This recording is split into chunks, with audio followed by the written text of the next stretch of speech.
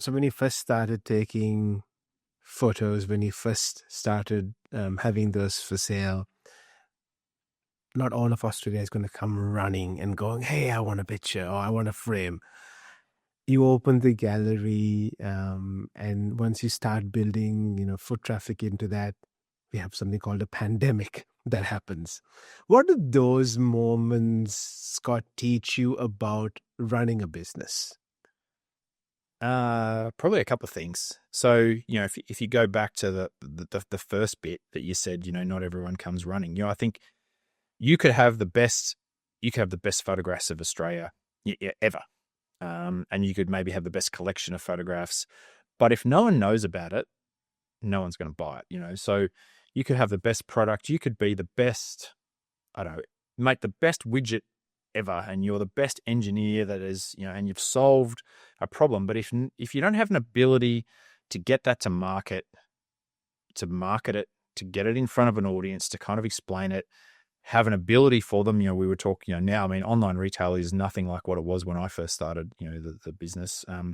But, you've got to have an ability for people to be able to, buy that product too. So sure, you can market it, but if they don't have an easy ability to buy it, in the old days you had to have a shop, or it was mail order, or whatever the case was, but now it's online, in one sense versus, or in store. But you've got to have that ability to be able to get the product, get your service, if that's what you're doing, out to the market at scale. And I think certainly something that I struggled with early on was, awesome, now I've got a bunch of photographs, I've got a product, in terms of, framed prints or whatever the case may be, but how do I actually get that in front of people? How do we actually turn this into a truly national brand where people from all over Australia want to buy that? Then the second bit of that is, okay, well, maybe now we're not at that point, but, a whole lot of people in Australia, know who we are, but how do they now actually purchase it and have trust? And that then obviously means you've got to have a logistics and distribution network in place to how do I actually, get all these products. We're selling large framed prints, so it's not like you can just, wrap it up in the little Australia Post box and, and off it goes. So, all those other aspects that you have to now start to think about from a business around, fulfillment, logistics, suppliers, supply chain, all of those, contributing factors that go to actually now getting this product out to people. So, your first your first challenge for any business is, well, how do I come up with a product or a service? How do I kind of continue to refine that? Now, how do I kind of get it to market? Okay, now how do I actually deliver on that? If it's a service-based business, how do I build a team? How do I get people to kind of deliver on that consistently in line with our brand and so forth? So, I think what a lot of people don't appreciate in business is that as you solve one problem, you've just now, and if you're being successful, you're opening the door to three other problems, in the sense that, okay, now we're growing, now we've got a whole lot more people. How do we recruit the right people? How do we kind of train people? How do we do all that? Okay, now I've got that. Now we've got bigger HR workplace problems. Now we've got greater industrial relations. BHP, doesn't have any less problems than, a much smaller business, right? The problems just get more, and they kind of get bigger and more zeros on the end. So I kind of like that aspect that, every day I'm just kind of solving new problems. So I think there's that realization, especially early on, that how do we actually kind of get that out there and kind of grow? And then, you talk about things like, the pandemic, often then things come along that you don't foresee, or that are problems that maybe aren't along what you would define as a typical kind of business journey. So I would definitely say that kind of COVID and the pandemic and the restrictions. So COVID itself didn't have any impact on the business. What had an impact on the business was the government restrictions and things that are in place. And so, now you're dealing with a different regulatory environment that is ultimately, in our case, for the gallery, was then meant that we didn't have any foot traffic because people couldn't get out and we were forced to shut and things like that. But, equally, we were, you've got to think about how you deal with that regulatory environment. So as an example, and I'm happy to kind of talk about this now, but, when regulations first came out, galleries had to shut. So one of the first things that had to shut was a bunch of, public spaces, hairdressers, beauty salons. Shops were still allowed to open. So the galleries had to shut. So I remember we had outsourced social media at the time. And I remember one of the girls literally kind of contacting us, kind of a bit stressed that night. Hey, we're going to put together a post to say that you're going to be shut tomorrow because, tonight, as of midnight tonight, galleries have to shut. I'm like, We're not a gallery. We're a shop. We're a retail shop. No, but we're a shop. How do we kind of navigate that retail? How do we navigate that regulatory environment? So it was like, sitting down and going, well, in theory, as a gallery, we were meant to shut, but no, we're a retail shop. So how do you kind of navigate those regulations? The kind of reverse happened later when the second round of restrictions happened. Is because they were the second round of restrictions were way more, like probably about 12 months later, were way more kind of restrictive. So what happened was all shops had to shut, but there was a provision in there that galleries, that staff were allowed to continue to go in galleries because galleries needed to protect their artworks and you might need to deal with air conditioning or what have you. So I was like, we're good to go. We're a gallery, So in Kingston, every shop was tearing their hair out because they couldn't go in, they couldn't fulfill online orders because they were a retail shop and the staff weren't even allowed to go into the shop to fulfill online orders. I was like, well, we're a gallery, so we were like going in fulfilling online orders because we were doing puzzles and all this kind of stuff. So that's an example of kind of how do we kind of work the regulatory environment in a way that's in our favor. So again, you're kind of solving a range of those different kind of challenges. Now, some people argue that we're kind of, pushing the limits on that a little bit around how we're kind of playing that. But you have to push. But, from a business point of view, you've kind of got to do what you got to do to try and kind of survive. Which is why then, I think the speed at which you do that matters. So I talk about, what I think is critical when some of these kind of things happen is around the speed at which you make decisions or the speed at how you kind of adapt. And so, in the Air Force, in our particular kind of setting, we always talked about the fact that he with the shortest OODA loop wins. So the ability to observe, orient, decide, and then act. If you can observe, orient, decide, and act quicker than your adversary, then you will win. And that's, kind of been true, across warfare for some time in that sense and in life, I think. And so, I've definitely adapted that methodology to business in the sense that our ability to observe, orient, decide, and act quicker than someone else will put us in good stead, or just, to adapt more kind of quickly than government regulations might be able to. So, if the government has brought out that, our ability to kind of quickly observe, orient, and decide around, well, what do the restrictions allow? Is there any, provisions there that we can kind of work around versus just the immediate kind of, I'm just going to react, which was the social media, team at the time. And that's no criticism of them because that wasn't their job, right? They were actually being front-footed and doing a good job. So that's not a criticism of them. But it just shows you the kind of difference in terms of approach that says, oh, shit, you guys have got to shut. They were being really, really proactive and having a very short OODA loop themselves around saying, hey, we'll be front-footed and tell everyone that you've kind of got to shut and do that on social media. Whereas the business perspective of me is, hang on, no, we haven't actually fully orientated what this is. The orientation kind of bit of this says, well, hey, the regulations are kind of not permitting, galleries, but they are permitting retail stores. So, well, we're a retail store. So actually there is a provision for us to not have to shut and so forth. And then they're obviously the reverse later on. So that ability to not just, I think the tendency for some people can be to not overreact, but to kind of jump to the wrong conclusion because they haven't kind of oriented first. But equally, I think, and this is a really good example for us as well, is, we were quite early in jigsaw puzzles. So part of our response to the kind of first lot of lockdowns was we could see, in terms of that observe and orient bit of the OODA loop, we could see that restrictions were happening overseas. We could see that probably the same thing was going to happen in Australia. There were probably going to be lockdowns occurring. We're running a physical retail store. We're probably going to have to shut. That's probably coming our way. Not yet, but it's probably coming our way because it's happening everywhere else. So, likelihood there. Okay, what is that going to mean? How are we going to continue to operate as a business? What's that going to mean in a society sense? If everyone's sitting at home, is there anything that we're able to do as a business to meet a new need or a more pressing need that maybe the population writ large kind of has? So we made the decision to kind of go down the path of, well, why don't we bring out jigsaw puzzles? If everyone's sitting at home, they're locked down, we might be able to offer a product that people want or need.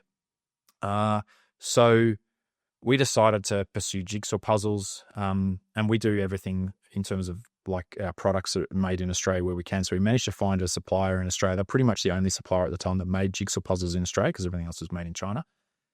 got a bunch of samples and essentially decided to kind of go ahead with that. So my wife always jokes that, she had to convince me to start cutting my photos into 1,000 pieces. But the irony on this is, again, this is where, again, our social media kind of team at the time was awesome, is we got them up, I kid you not, 3 hours before ScoMo said, I declare jigsaw puzzles an essential item. Because it was at a press conference or something like that. And someone said, because at the time people were allowed to leave home for essential items. And someone said, oh, well, give me an example of something that's not food that's an essential item. And I think he said something along the lines of, well, my wife, Jenny, last night went and bought some jigsaw puzzles for the girls because I know that, we're going to be locked home. So I consider jigsaw puzzles an essential item. So I did I don't use Facebook that much personally. And so I did a cheeky Facebook post on my personal page that said something like, ScoMo just declared jigsaw puzzles an essential item. Look what we just launched. Cue the panic buying of jigsaw puzzles. And within, I kid you not, like 5 or 10 minutes, we started selling jigsaw puzzles from friends that were on Facebook that then wanted to kind of support us and things like that. So it had been our ability to kind of do that, observe and orient and decide and act around doing jigsaw puzzles in the preceding weeks to kind of see what was going on in the environment that allowed us to kind of be well positioned. And then we rode a wave of essentially kind of jigsaw puzzle mania. We got a whole lot of then national media coverage. So we were selling jigsaw puzzles like crazy. So that's all well and good. But then we ran into other problems. The supply couldn't keep up because, everyone in Australia was trying to get jigsaw puzzles from them.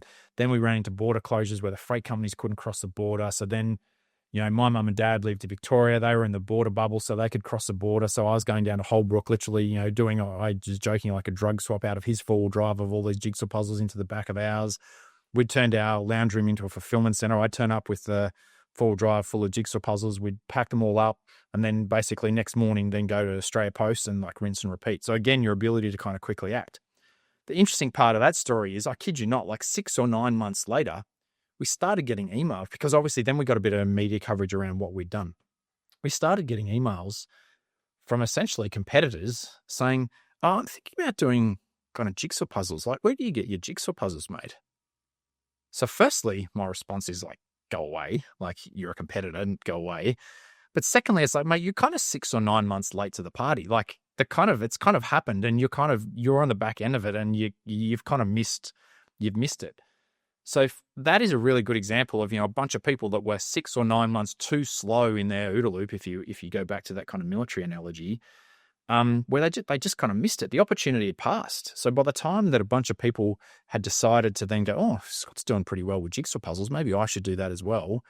Like, they were kind of too like they'd missed the jigsaw puzzle wave. Like, we'd already ridden it and it kind of was over, because again, once the restrictions came off, people didn't have a need for jigsaw puzzles anymore. So, the amount of sales of jigsaw puzzles during that kind of period was, exponentially above what the normal kind of baseline rate is. And now it's gone back to probably a pretty standard level. So if you're not quick to kind of, make those decisions, see what's going on and make a decision, then you will get left behind because a competitor, and that's what, I think I've realized from a military point of view, we're always talking about, well, how do we kind of outdo the adversary and then the adversary gets a say in this? Well, in a marketplace, in a commercial sense, well, your competitors get a say in this. Like, we're all competing, there's a limited amount of pie.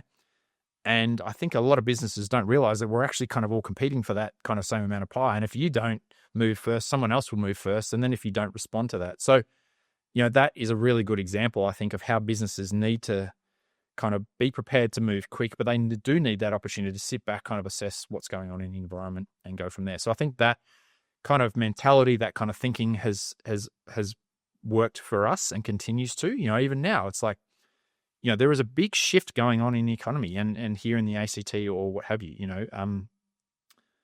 workers, we can, as a business, I can lament the fact that I get frustrated that all workers aren't back in the office and that because they're not back in the office, they're then not going out and eating lunch, or maybe visiting your areas at lunchtime. So therefore foot traffic is down. People aren't spending in the way they were. We can complain about kind of interest rates and the fact that there's a cost of living crisis and all this kind of stuff. And so therefore people aren't spending as much. So therefore for us as a business, we're kind of getting impacted. I could kind of sit there and just kind of whinge about that. Or I can sit there and say, okay, is this a fundamental shift in terms of what's going on in the economy? Is this a temporary thing? Like what is going on? And I can spend 12 or 18 months or 2 years trying to make that assessment, or can I kind of shorten that time frame and go, okay, is this something that's fundamental that's kind of changing the economy? Whether I like the government's decision around certain things or not, it kind of is what it is, and I'm not going to change that as a one-man band. But what can I do about it? Like, do I need to shift and alter my business? Do I need to change things around how we're running our business? Do I need to kind of evolve? Because if I just sit there and wait for too long, then, the world will have kind of moved on. And so those businesses at the moment that are able to kind of move from the, oh, I'm a victim, the world's all kind of shifted and I don't like it and the government shouldn't be doing this. Well, that's an avenue. But, the other avenue I would argue is go, okay, well, what you've got to work out is this a kind of permanent change to the way people kind of operate and the economy more broadly? Where are we in that economic cycle? Like, do you actually need to start to shift your business and adapt to that, or do you just ride it out?